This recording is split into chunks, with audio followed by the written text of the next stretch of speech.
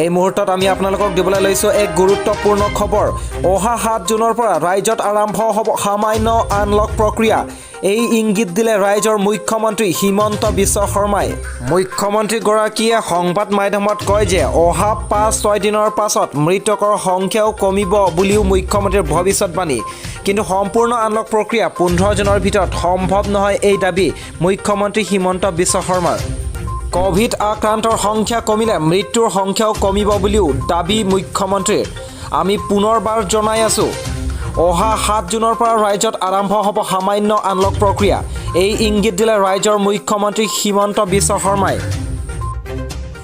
অহা 5-6 দিনৰ পাছত মৃতকৰ সংখ্যাও কমিব বুলিও মুখ্যমন্ত্ৰীৰ ভৱিষ্যতবাণী। কিন্তু সম্পূৰ্ণ আনলক প্ৰক্ৰিয়া 15 জুনৰ ভিতৰত সম্ভৱ নহয়, এই দাবী মুখ্যমন্ত্ৰী হিমন্ত বিশ্ব শৰ্মাৰ।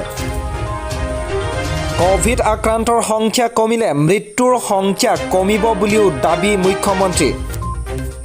আমি এই মুহূৰ্তত মুখ্যমন্ত্ৰী হিমন্ত বিশ্ব শৰ্মাই সংবাদ মেলত কৰা মন্তব্য শুনাই ল'ব বিচাৰিছোঁ যে 7 জুনলৈ কোভিড পৰিৱেশে কিছু খাম কাটিব। গতিকে 5 জুনলৈকে বৰ্তমানৰ আমাৰ ৰেষ্ট্ৰিকশ্যনখিনি আছে।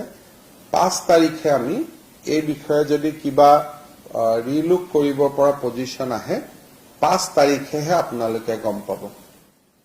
কিন্তু মই ভাবো যে সামান্য আনলক প্ৰক্ৰিয়া 7 তাৰিখে হ'ব পাৰে, কিন্তু কমপ্লিট আনলক প্ৰক্ৰিয়া বা খুব দেখাকৈ আনলক প্ৰক্ৰিয়া 15 জুনৰ আগত অসমত সম্ভৱ হ'ব বুলি মই ভবা নাই।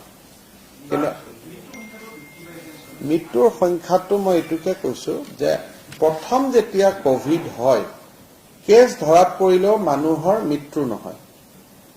এটা মৃত্যুটো মেচিউৰ্ড হ'বৰ কাৰণে 7 দিন লাগে। প্ৰথম সময়ত কোভিড বাঢ়িছে কিন্তু মৃত্যু নাবাঢ়ে। শেষৰ ফালে মৃত্যু বাঢ়ে, সংখ্যাটো কমে। কাৰণ হস্পিটালত বহুত পেচেণ্টে ষ্ট্ৰাগল কৰি থাকে 10 দিন 15 দিন এনেকুৱা ধৰণৰ। কিন্তু কেছ যেতিয়া এবছলিউট নাম্বাৰত কমি যাব তেতিয়া ডেফিনেটলি মৃত্যুৰ সংখ্যাটো লাহে লাহে কমি যাব। আৰু মই ভাবো যে মৃত্যুৰ সংখ্যাটো 2 দিনৰ ভিতৰতে মেবি আনাদাৰ 5 to 6 ডেজৰ পৰা আপোনালোকে এটা নিম্নগামী হোৱা দেখা পাব।